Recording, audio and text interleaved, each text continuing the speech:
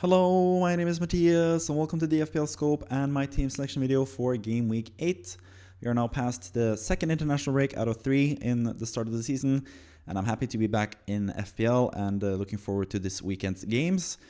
We can take a look back at game week 7 and my score there, but I've already done that in a previous video, so I'm not going to be too long-winded about this score because I went through all my first 7 game weeks so far this season to account for how I managed to get 6 straight green arrows, and I'm now at 64k overall, which I'm really happy with. But I'm going to go through my Game Week 7 score. I'm going to go through the free hit draft that I had for Game Week 7 and see how that compared to my own Game Week 7 team. I'm also going to have a free hit team for you guys for Game Week 8 in case you are using the free hit chip this game week. And I'm also going to have my plans, of course, for Game Week 8, which is the main part of this video. So yeah, but let's get started with the Game Week 7 score. 77 points, really happy with that. Another good game week for me, another green arrow from around 85k to 64k. Really good start to the season. And mainly the green arrow came down to my transfer, which was Anderson to Timber, which I'm really happy with, especially now that most people seem to be wanting to get Timber into their team.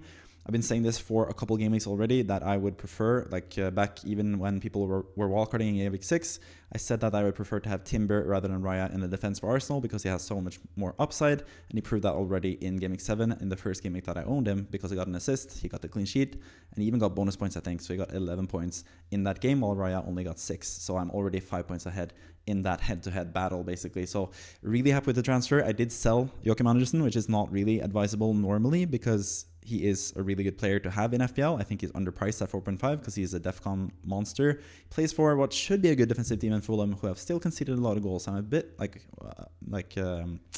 uncertain about Fulham going forward, but the main reason that I did sell him now rather than someone like Joe, for example, who's a worse long-term pick, is the fact that I still have my wildcard left that I'm going to use in game 13, and at that point I most likely will be getting Anderson back when he has better fixtures than what he has now. So for now, the transfer move did me wonders with going from 3 points from Anderson to 11 points from Timber. I would have started Richards as well if I hadn't sold Anderson, and he got 3 points also, so Timber got more points than him. So I did get a net positive from that, and that saved my green arrow for the 6th game week in a row. So that is fantastic for me at the start of the season. The rest of my team, Semenyo with 18 points, fantastic, of course. Him just destroying Fulham. Speaking of Fulham defense, scoring 2 goals, getting 1 assist in that game. Haaland as my captain, scoring the winning goal against Brentford. He got 16 points in total. And Buemo, who I bought as like a 2-week punt, game week 6 and game week 7 mostly, but now I might actually keep him. He got an assist as well, got 6 points, pretty happy with that. And my Arsenal defenders, of course, Gabriel and Timber with 20 points put together. Also, Rogers got an assist. He could have had so much more as well. He had a really good game against Burnley. And I've kept him for all this time, and I almost got like a huge haul, but I should be happy at least with the 5 points as a parting gift for Rogers because he's going to be getting removed from my team pretty soon, as you'll see with my plans, which we'll get to eventually. But now let's move on to the free hit draft that I had for Game Week 7 and see how that compares to my own team. And I think I've already talked about this as well in a previous... No, I haven't actually talked about this free hit. I've talked about the free hit draft for Game Week 8 in a previous video because I've done the should you wildcard or free hit this Game Week video before. So if you are unsure still whether to use one of those 2 chips, I have made like a pretty comprehensive video about potentially using either one of those 2 chips. But either way, Game Week 7 free hits, I managed to get 75 points, which is 2 less again than my own actual team. So compared to my, I've done a free hit selection every single game week this season, like I did last season as well. And comparing it and to how I do in my normal team. And currently, my free hit overall rank, if I had unlimited transfers every week, would be 1.4 million. And my current overall rank without unlimited transfers every week is 64k. So that tells you something. Sometimes it is better to just be patient and just have players that you trust rather than going for the best fixtures in one single game week. Also, the free hit score, I think part of the reason why it's so bad currently, 1.4 million is not where I want to be in terms of the free hit score. It's the fact that I have tried to target the newly promoted teams because they have been so bad in previous seasons. But this season, Sunderland and Leeds especially have been really good, and Burnley have been better than expected at least, even though they are still the worst team in the league in my opinion. So yeah, that has basically hampered my free hit scores all throughout the season. I do keep track of it every single game week, and throughout the first 7 game weeks of the season, I've gotten 413 points in total with my free hit selections, which is not good. And that tells you also a story of why the free hit chip is not really that powerful. It's not a given that you'll get 20, 30 plus points compared to your own team in the game week that you do free hit. So that's what I always say with the free hit chip. Use it just as like a bridge between 2 game weeks rather than using it to like maximizing points in that game week. I think that was like one of the biggest mistakes people did at the start of the season. People looked at game week 6. Oh Man City playing against Burnley. That's when we should free hit because that is so much point potential. But first and foremost, the main reason that was flawed was because you want those Man City assets long term, especially the likes of Haaland.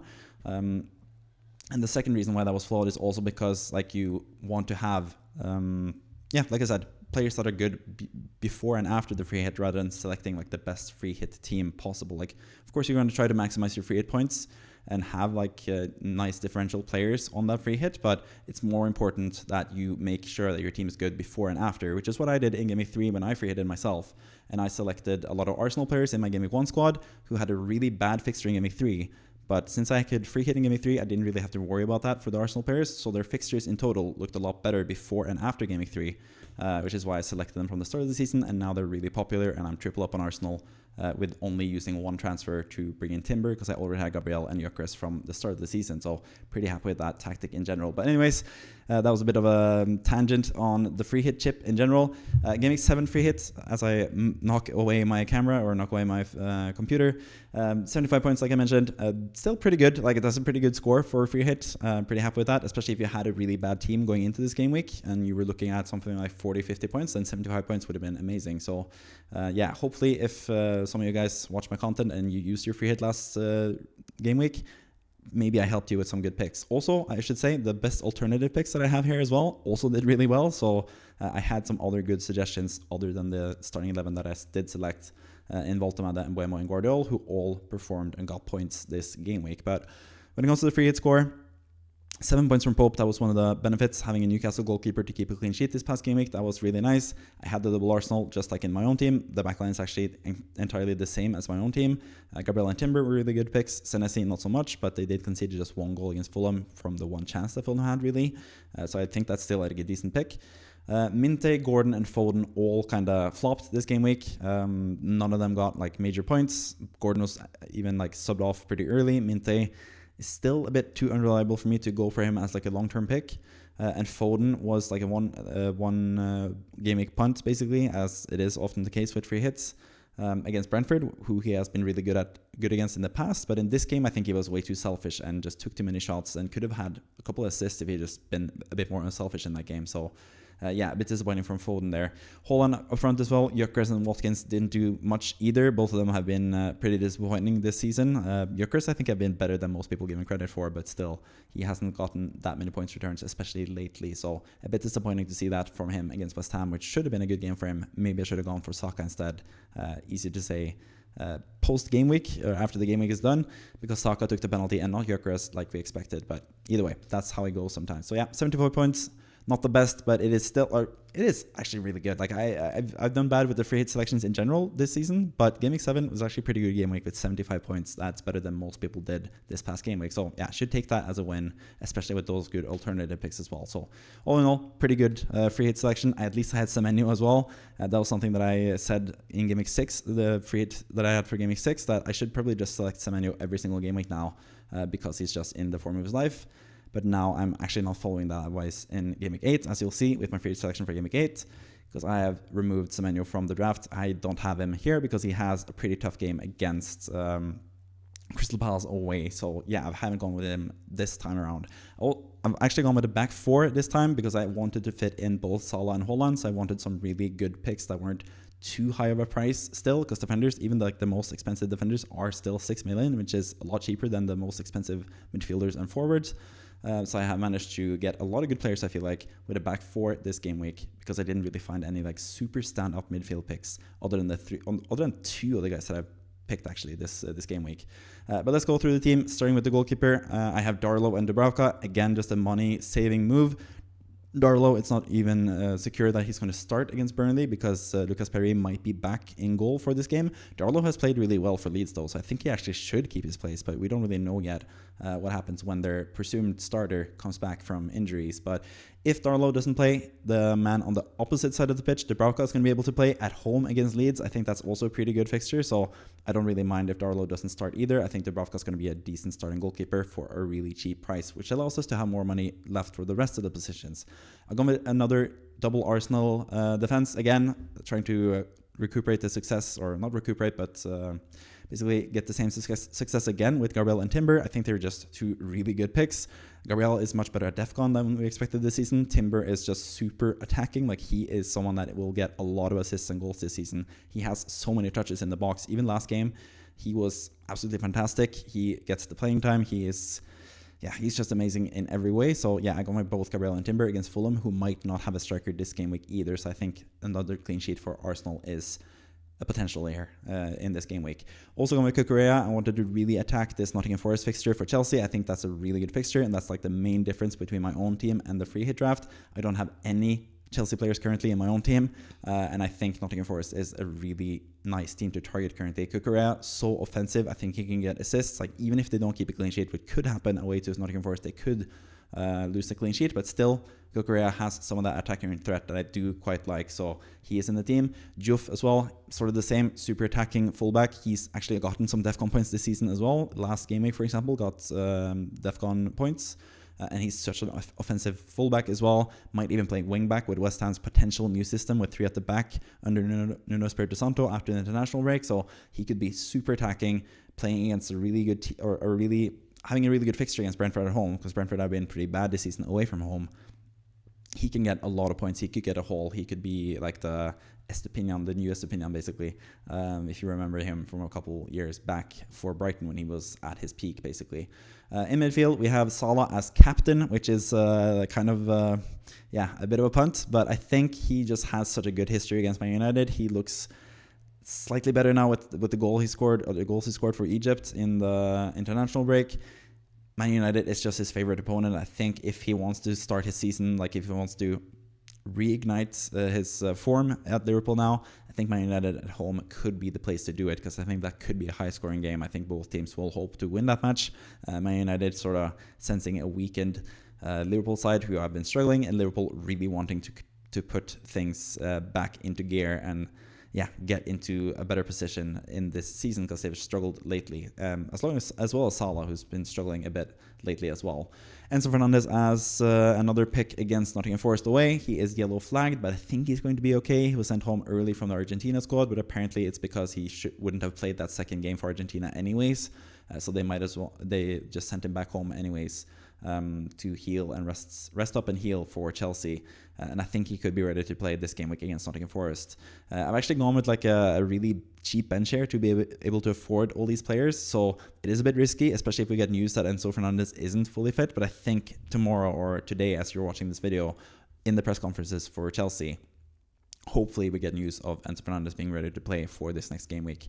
But yeah, he is an outstanding pick if he's ready to play, because Palmer is out for sure, and Enzo will be on penalties. He'll play attacking mid. He'll be just in really good positions. He's shown that all throughout this season, and even last season as well when Palmer doesn't play. Enzo is just absolutely fantastic. Even when Palmer does play, Enzo is a pretty underrated FPL pick in my opinion, so he's just a really good pick if he's fit to play.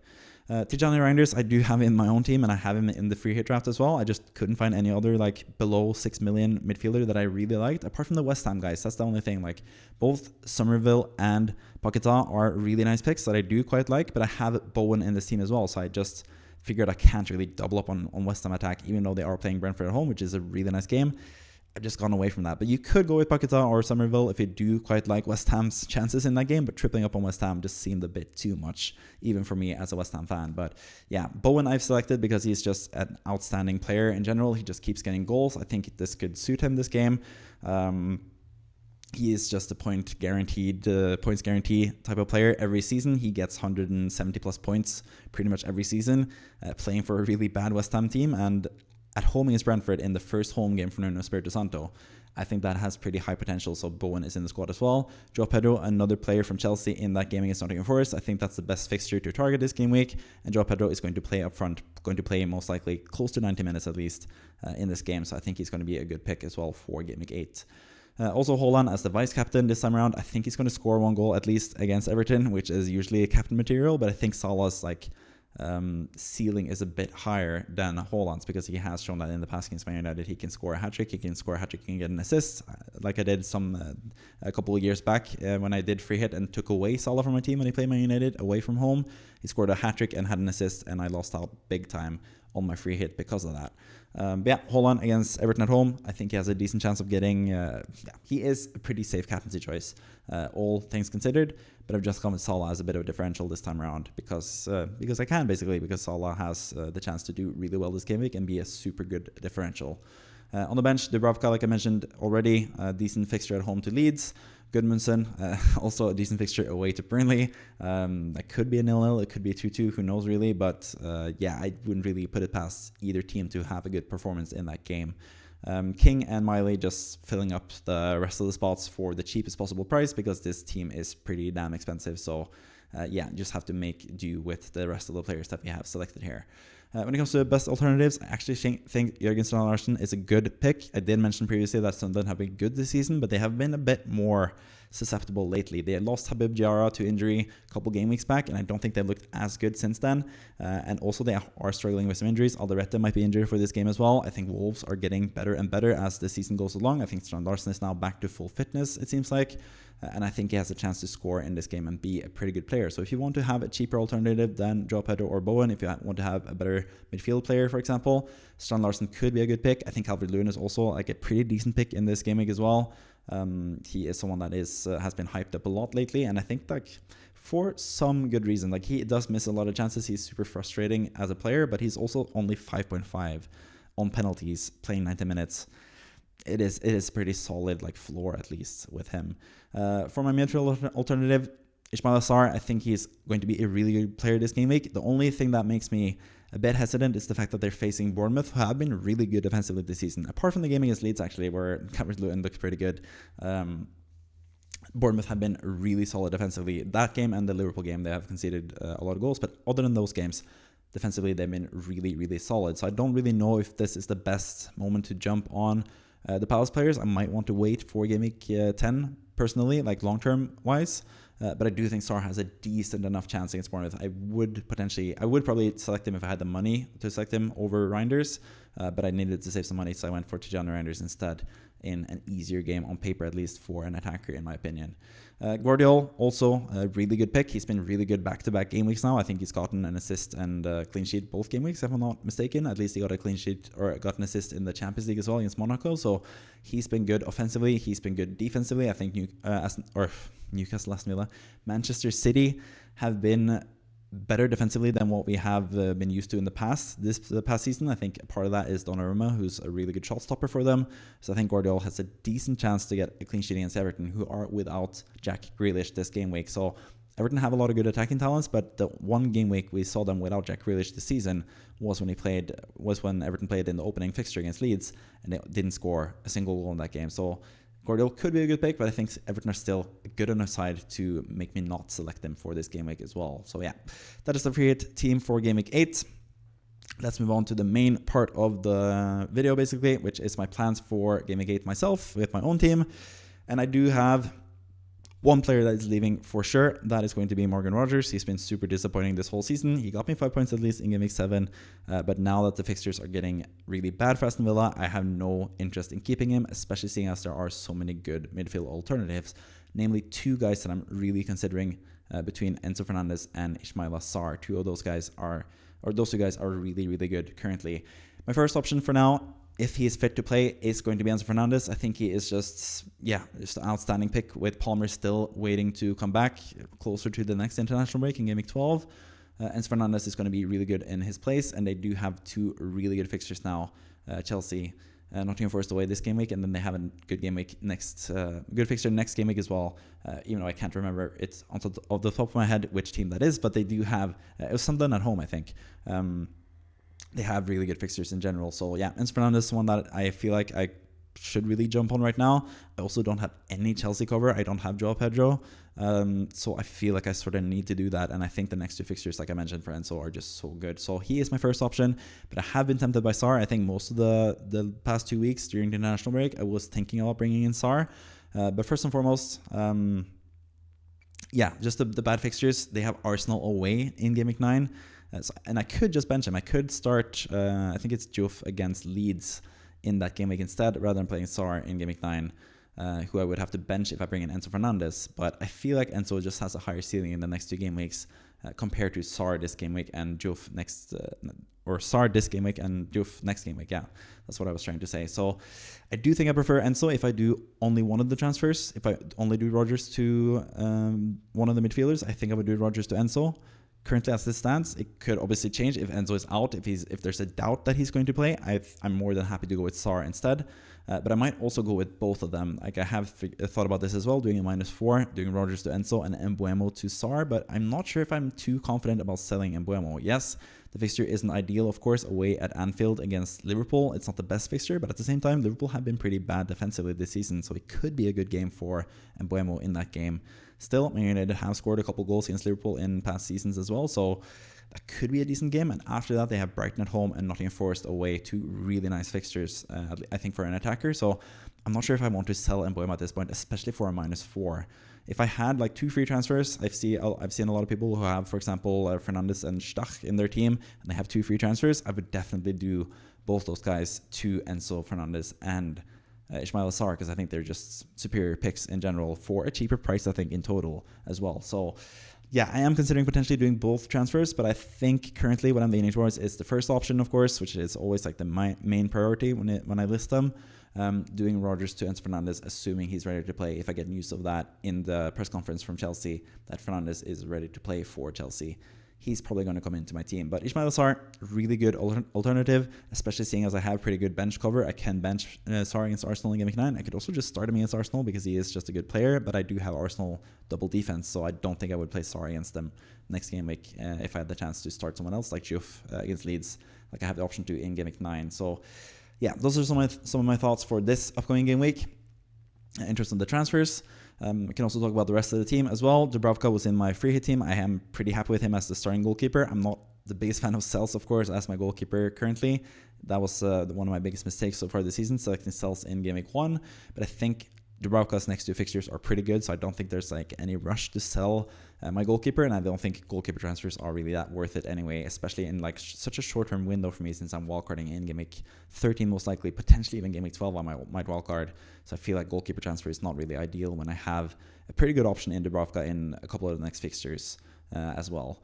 In defense, the double Arsenal events like I had in the free hit selection, those guys are nailed on. Diouf as well was also in the free hit selection, so I'm really happy with my defenders in general. And Mbuemo, like I mentioned just now as well, I think he has a decent chance to score. It's not ideal, but it is an okay player to have. Semenyo is just in red hot form. I'm not going to bench him or sell him or anything like that. I'm going to keep him most likely for the rest of the season if I know, yeah, if everything goes as planned, basically. Rodgers is going to go out for either Enzo or Sarr, like I mentioned. Reinders, I'm happy with. I had him in the free hit team, of course, so I have good faith in him in this game at least. Holland captain, safe captaincy choice. I think he's going to score a goal. I think he's going to be another good captaincy choice for me. I've had 6 out of 6, or 7 out of 7 actually, captaincy hits so far. Like every single captain has returned for me. Gyökeres in Game Week 2 is my favorite so far with 12 points against Leeds.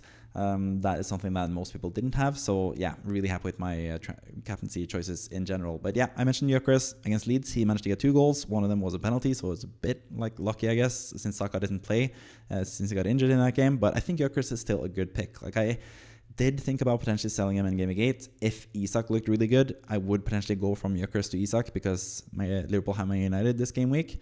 But I think like looking at the international break, neither Gyökeres or Isak really looked that good. So yeah, I'm just fine with keeping Gyökeres for now. I have bigger issues with my team, or like more like high priority transfers to do with my team. So I think I'm going to keep Gyökeres just because they have good fixtures. I could try to sell him and bring in Saka, but like that's just a lot of transfers to do a pretty sideways move, like having 2 players who are playing for the same team.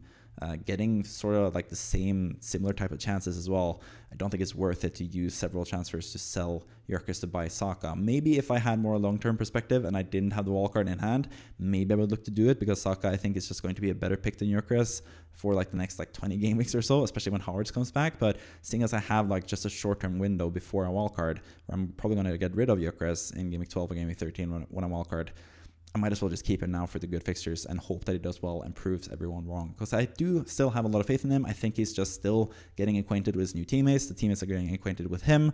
He's also getting used to playing in the Premier League. There's a higher tempo. He needs to finish his chances quicker than he has done in Portugal.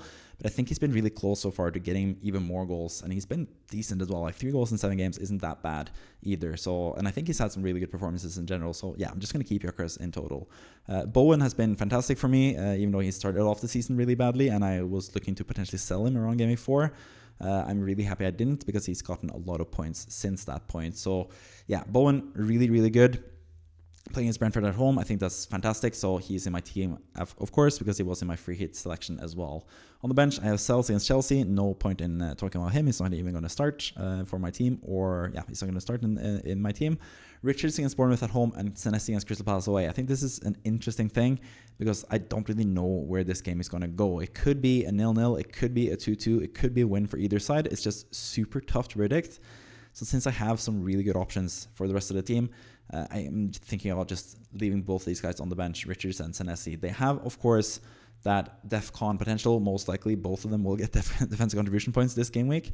But I do also think most likely both of them will concede. But I could start either one of them, but I feel like I don't really know which one I would go for if I were to choose either one of them. So yeah, I think it's just too difficult to choose, and I have a pretty solid team in general. I do like the player I would potentially bench if I sell Rodgers for Enzo, for example.